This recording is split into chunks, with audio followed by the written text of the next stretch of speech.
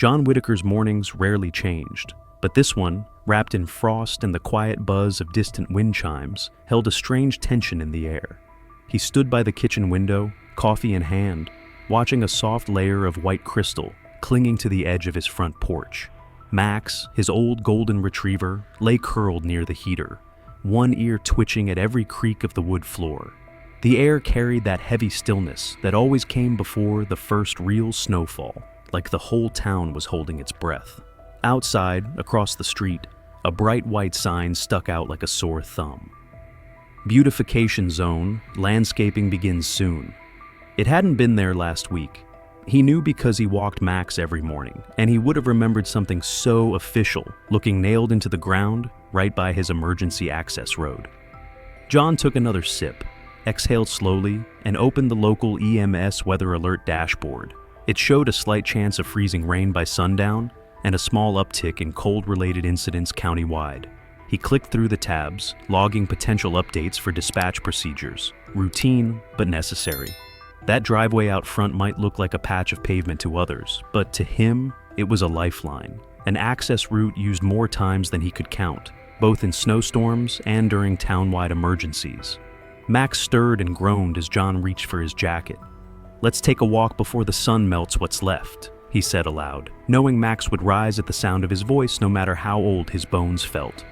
They stepped out into the crisp air, their breath turning to mist. As John walked toward the posted sign, he noticed orange stakes hammered into the ground every few feet, some barely a yard from the driveway's edge. He crouched beside one, reading the faded label, Plot 3, Raised Beds and Barrier Install. Raised beds? Barrier? That was news to him, and definitely not in line with city regulations for emergency routes. Footsteps approached from behind. "Beautiful morning, isn't it?" came a cheerful voice. He turned to see Karen Godfrey walking up in a tailored coat, clipboard tucked under her arm. She smiled, the kind that looked rehearsed and never quite reached her eyes. "Morning," John replied evenly. "I see you've noticed the stakes. We're finally moving forward with the beautification initiative. So many of the neighbors have mentioned how drab this part of the block feels," she said, gesturing casually. "This is a designated emergency access road," he said, voice steady. "It's been used since 1985, and any obstruction could interfere with response time." Karen glanced down at her clipboard, then back up. "Yes, I read something about that, but there's no active signage and the HOA never formally acknowledged it in any of our plats." "There were signs," John replied. "Reflective ones. They've been there for decades." She waved a hand. "Well, they weren't up yesterday. And let's be honest, John, most of these old designations are outdated. The board believes a refreshed layout could improve both safety and aesthetics." He didn't argue. There was no point. Not right now. Karen thrived on friction. Instead, he gave her a small nod and continued walking. Max lagged slightly, sniffing the base of one of the new steaks. That afternoon, John dropped by the town's only diner, where the smell of bacon and cinnamon toast wrapped around the booths like a familiar coat. The waitress, Judy, set down a mug of black coffee before he asked. "Let me guess, no sugar, just steam," she said with a wink. "Just how I like it," he smiled. At the counter, an older couple chatted about an upcoming snowstorm while someone joked, "Heard Karen's planning to replace the town flag with HOA bylaws." "Careful," another neighbor chimed in. "Next thing you know, we'll need permission slips just to plant tulips." Laughter followed. John smiled politely, but his thoughts drifted back to the stakes and the missing signs. By early evening, a low gray sky had settled over Millfield. Back at his home office, John reviewed dispatch logs when his tablet buzzed. An automated alert popped up. Delayed response, address flagged, Millfield, 214 Oakview. His brows furrowed. That was only a few blocks down. He clicked the report. Call type, difficulty breathing, delay reason, poor visibility, access markers missing at secondary EMS route, time lost, 3 minutes. He set the tablet down, heart sinking. The directional signs had likely been removed during the landscaping prep. Without saying a word, he walked to the hallway and opened the cabinet where old town maps were kept. He rolled one out on the desk, flicked on the overhead lamp, and grabbed a red pen. His eyes traced the roads until he found it, his street, the emergency lane, and the zone now staked off. John looked at the town map in his office and drew a red circle around the beautification zone. He mumbles, "This won't stand." 2 days later, the call comes in. An elderly man has collapsed. John grabs his gear, only to find his access road blocked by a black SUV. The cold hit him square in the chest as he burst through the EMS bay doors. His boots crunched against the thin crust of snow that had settled overnight. He was already halfway to the rig when he froze. The black SUV sat sideways at the entrance of the emergency access lane, hugging the curb so tightly that not even a compact car could slide through. "Unbelievable," he muttered, fingers tightening around the defibrillator case in his left hand. Behind him, the team scrambled. He called back, "We're rerouting. Take Main and circle around. Oakview address." The lights flicked on, siren low. The detour wasn't long in miles, but the clock didn't care. 3 minutes and 37 seconds passed before they reached the home, a modest 2-story with a red mailbox and a trembling woman on the porch. The patient, a man in his 70s, was lying motionless on the living room rug. John knelt, applied the pads, and issued the first shock, then the second. On the third, the man gasped, faint but there, breathing. John didn't speak until they were back at the station, hands stiff from cold, adrenaline beginning to drain. "He'll make it," one of the EMTs said. "Barely." John nodded, but his eyes were distant. He drove back to his street alone, stopping quietly in front of the SUV that had cost them those 3 minutes. It was still there, and next to it, clipboard in hand, stood Karen. She looked up, her red scarf tight around her neck, expression unreadable. "Morning," she said, as if nothing had happened. "I'm just doing a compliance walk, making sure the new planter meets neighborhood codes." John stepped out of his vehicle. "You're aware that vehicle is obstructing the EMS lane?" She tilted her head. "It's on public easement. HOA guidelines permit temporary parking for inspection purposes." His jaw tightened. "Someone almost died this morning." Karen didn't flinch. "Then perhaps the city should rethink its outdated infrastructure placements. We've had growing concerns about vehicle noise along this corridor." Her calmness felt manufactured, scripted. She glanced at her clipboard, checked a box with her pen, then raised her phone and began snapping photos of the surrounding area. John said nothing. He simply reached into the glove box and pulled out his own phone. He walked the perimeter, photographing the SUV, the planter, the curb, the stakes. Each photo time-stamped, each angle clear. "You're free to file an appeal with the board," Karen said without looking up. He took one final shot and walked away without a word. That evening, John didn't bother with the TV. He pulled a binder off the shelf in his study, Millfield's HOA Public Archives, and started flipping. Page after page of policies, newsletters, faded meeting minutes. Hours passed before he found what he didn't know he was looking for. A scanned PDF dated November 2013. Agenda item number 4, Community Noise Complaints. The text was routine until the last page. There, tucked beneath a typed summary, was a short paragraph handwritten in blue ink, slightly slanted. Noise from emergency responders continues to disrupt peace for surrounding homes. Recommend further review of EMS route proximity. Potential for long-term solution.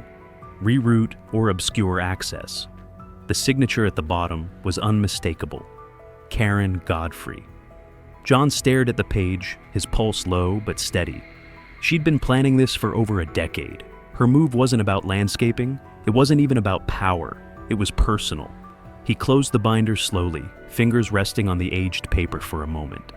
Max whined gently from the other room, sensing the late hour. John stood, rubbed the back of his neck, and turned off the overhead light. Outside, snow had begun to fall again, blanketing the newly installed planter in silence. But beneath it, the town's emergency access pulsed like a buried nerve. In the bottom of the scanned document, a note in Karen's handwriting. Long-term solution, reroute or obscure access. The community hall is packed. Karen stands at the podium, smiling like a pageant queen. The HOA meeting is about to begin. John stepped into the room quietly, the cold air of the evening still clinging to his jacket. Fluorescent lights flickered overhead, casting a flat white over the folding chairs and makeshift stage at the front. The faint smell of overbrewed coffee and aging carpet filled the space. an oddly comforting scent for those who had spent years attending town functions in this very hall. He held a manila folder close to his chest, one hand in his pocket, thumb grazing the edge of the flash drive he'd attached to his keyring that morning. Martha sat near the back, bundled in her olive coat, notepad resting on her knees. She offered a small nod when their eyes met. Kevin Tran leaned against the side wall near the breaker box, arms crossed, face unreadable. And at the center of it all, standing beneath a banner that read, Millfield HOA, November Session, was Karen. She greeted the room with a brightness that felt curated, pausing for effect before she spoke.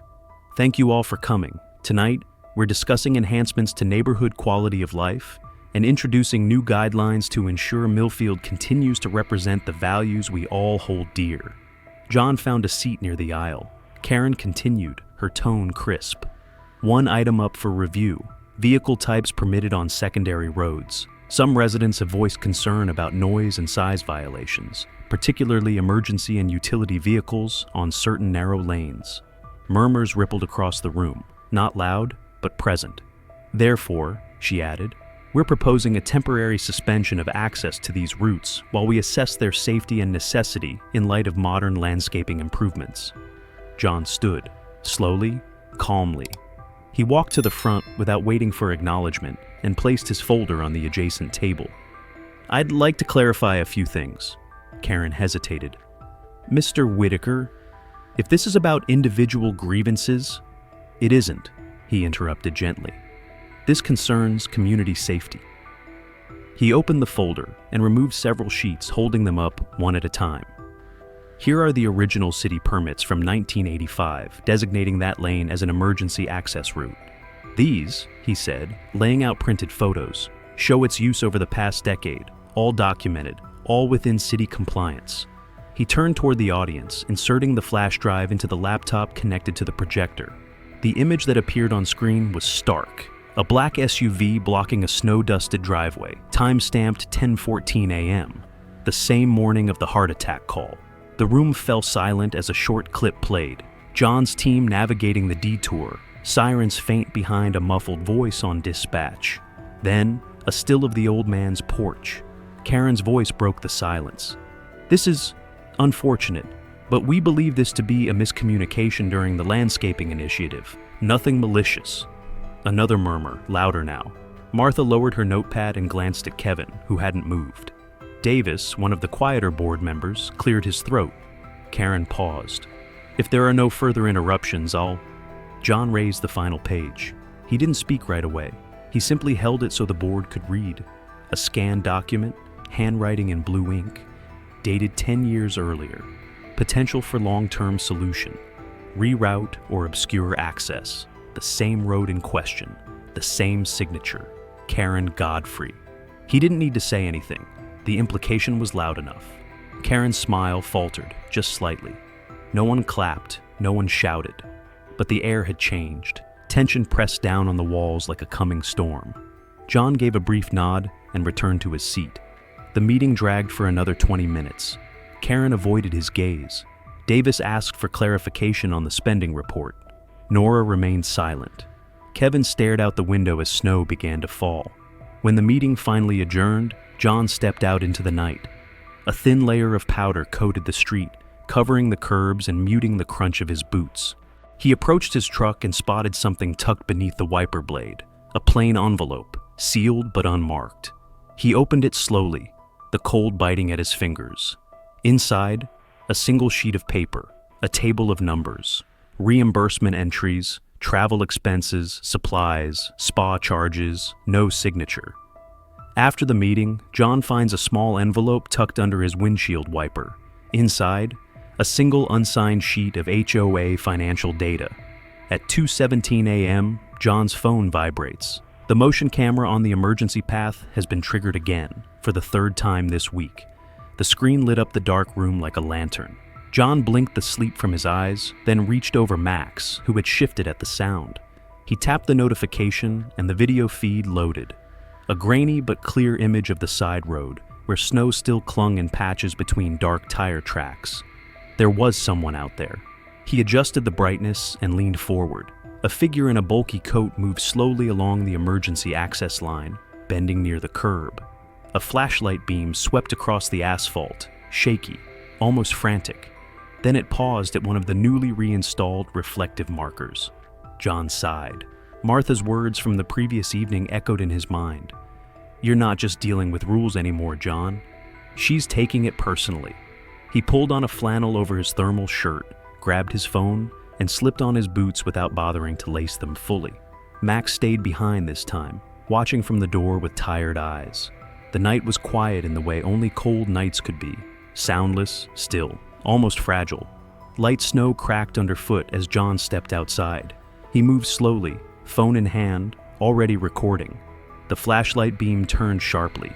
Karen froze mid-motion, one hand gripping the edge of a marker that had already been partially loosened. Her coat hood slipped back slightly, revealing her face, pale and tight with frustration. "Karen!" he called, calm but firm. She turned, lips parting in visible shock before snapping shut. John, I was just inspecting. These markers, they're unstable. Someone could trip." He took another step forward. "At 2 a.m? She glanced around. "I couldn't sleep. Thought I'd get ahead of the day." "You're removing safety equipment." Number I was checking for damage. This one looked loose. He didn't argue. He simply kept the camera on her as he lifted his phone to his ear and dialed. "Millfield Dispatch, this is Deputy Harris," the voice answered after 2 rings. "Harris, it's John. You may want to come down to Oakview Lane. HOA president's out here removing reflectors, again." There was a long pause. "I'll be there in 10. When the cruiser arrived, its headlights cut through the night like stage lights. Karen stood with arms folded, her breath fogging around her head like steam. Harris stepped out, tugging on his gloves as he approached. "What's going on?" he asked, his tone tired but alert. Karen jumped in before John could speak. "False alarm. I was checking the condition of these markers. Routine safety inspection on behalf of the HOA." John handed over his phone. "I've got video showing her attempting to remove at least 2. Not the first time she's done this either." The deputy watched a portion of the footage in silence, his expression unreadable. Finally, he looked at Karen. "I'm going to document this. You're not under arrest, but I have to issue a written warning. Any further incidents, especially at this hour, and we'll have to escalate."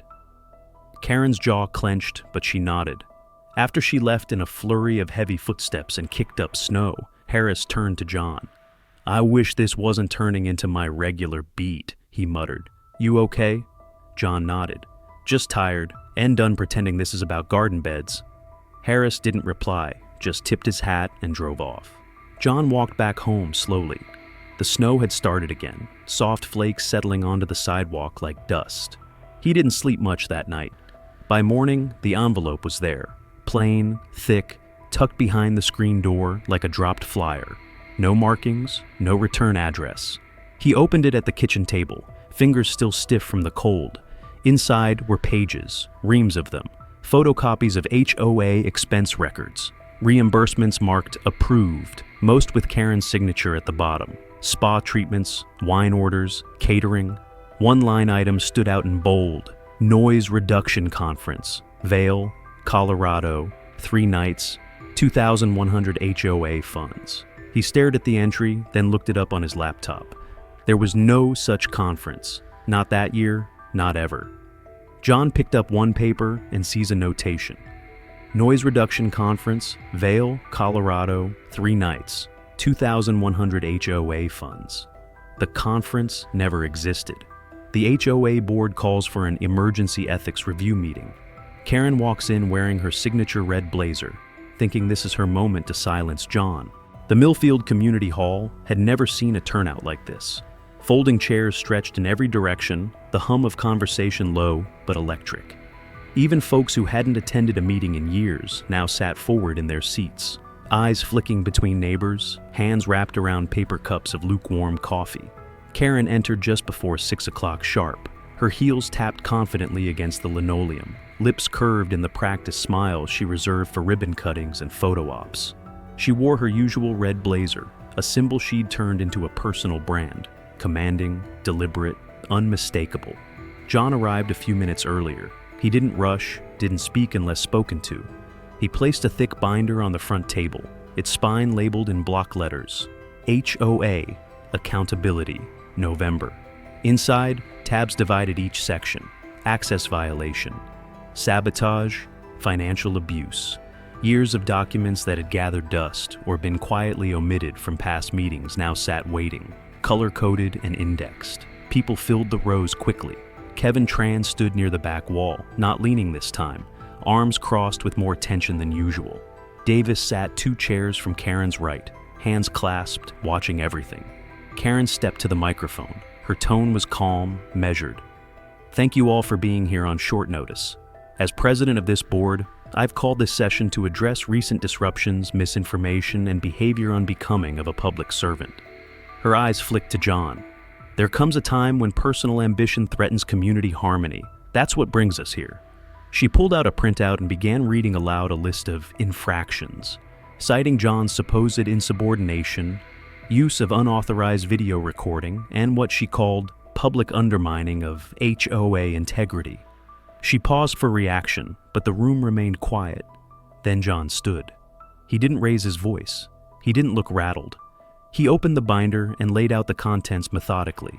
First, photos, time-stamped images of the blocked EMS lane, Karen's SUV, and the missing reflectors. Then video footage from the early morning confrontation. Then came the reimbursement forms. One by one, he held them up. "This line item," he said, gesturing to the screen where the projector now displayed a scanned invoice. "Claims reimbursement for a noise reduction conference in Vail. Cost $2,100 of HOA funds. Conference does not exist. Never did." Karen interrupted. "That's an error, an administrative oversight. The intention was valid." John didn't respond. He simply turned to Kevin Tran. "Would you mind confirming?" Kevin took a slow step forward, cleared his throat. "There's no record of any such event filed through my department. If there had been, it would have required my approval." Karen tried to speak again, but a new voice echoed from the back. Martha stood, eyes steady. "We trusted you, Karen. You used us. This isn't about shrubs or paint colors anymore. This is about honesty." A ripple moved through the room. Murmurs rose. Someone whispered, "It's about time." Karen's expression cracked. Just for a second. She turned to the board. "These documents were obtained without authorization. You're letting hearsay derail years of service." Davis leaned forward. "They weren't obtained. They were handed over, from within." He let that hang in the air. "We couldn't stop her alone." Karen's face turned a shade paler. She looked to Nora, then the others. One board member looked away. Another folded his arms. John stepped back. "I'm not here to punish anyone. I just want this town to function safely, for everyone." Silence held for a beat. Then Davis looked around. "Motion to hold a vote of no confidence in the current HOA president." A second came from the left. "All in favor?" Hands went up. 1, 2, 3, 4. Karen stayed down. She stood abruptly, knocking her chair against the table. "You'll regret this," she snapped, voice sharp now, the poise gone. "You have no idea what I've done for this town." But no one followed her as she turned and marched out the door. Outside, the night air was still. Snow dusted the steps of the hall. A photographer from the Millfield Chronicle stood at the edge of the parking lot, camera raised. The flash popped once, then again. Headline the next morning, HOA, President under financial review. The first real snow of winter blankets. Millfield, quiet, clean, and almost symbolic. The flakes fell slowly, lazily, drifting across front lawns and landing softly on fences, sidewalks, and rooftops. The town looked hushed and new, as if someone had gently erased the smudges of fall to start over in white. John walked down Oakview Lane, Max padding beside him, tail sweeping lightly through the snow. The cold didn't bite like it had earlier in the month. It wrapped around the town like a blanket instead of a warning, a layer of calm, of quiet promise. He passed the emergency access road and paused. The signs were up again, larger, reflective, and this time, with the city's blue and silver seal printed clearly at the bottom. They glinted under the thin morning sun. Behind him, 2 neighbors were working together to clear a driveway, laughing as they threw snowballs at each other between shovel strokes. Across the street, Martha stood on her porch, coffee mug in hand. "You're famous now," she called. John raised his thermos. "Not the kind of fame I ever wanted," she grinned. "Beats HOA fines." Downtown, the community center buzzed with activity. Millfield's annual fall safety fair was in full swing despite the snow. Or maybe because of it. Kids in bright scarves ran between booths set up under canopies, where cider steamed in paper cups and hand warmers were handed out with free emergency checklists. A local trio played acoustic folk near the gazebo. The air smelled of cinnamon, pine, and wet wool. John arrived just in time to help Deputy Harris finish securing a first aid banner to one of the tents. "Thought you'd be taking the day off," Harris said, stepping down from a folding chair. "Couldn't stay away," John replied. "Old habits." A mother approached with a boy no older than 7, clinging shyly to her coat. "Is this the EMS chief?" she asked. John nodded. The boy stared up at him, eyes wide. "I want to drive one of the trucks one day." John knelt and helped the boy into a toy-sized safety vest from the booth. "Then you'll have to learn the route," he said gently. "Fastest way to save a life is to know your town." The boy beamed. His mother mouthed a quiet thank you before they moved on. Later that afternoon, Davis took the stage with Kevin Tran behind him. They kept their remarks short, but clear. "Effective today," Davis said, "the HOA board will freeze all discretionary funds pending a full audit. We've already begun working with city officials to review spending going back 5 years. This is about accountability and rebuilding trust." Scattered applause followed, not loud, but genuine. Then came the small ceremony, casual and unannounced. Kevin pulled a brown tarp from a street sign planted at the head of the emergency lane, Whitaker Access Lane, in honor of service and integrity. The words hung in the crisp air, simple and clean. Martha sidled up to John, who was clearly trying not to look too emotional. "They want you to say something," she whispered. John cleared his throat and stepped forward. No podium, no microphone, just his voice over the snow-muted chatter. "I didn't set out to fight," he said. "I just wanted to do my job, and for us to feel safe in our own town. That was all." He stepped back. Somewhere near the cider booth, someone started a slow clap. It didn't spread far, but that wasn't the point. The day carried on. No speeches, no drama, just warmth amid the cold. As the sun dipped behind the trees, John and Max began their walk home. The renamed sign stood behind them, catching the last orange light of evening. Martha nudged John as they crossed the lot. "They want you to run for mayor." He chuckled, shook his head. "No thanks, I like where I stand."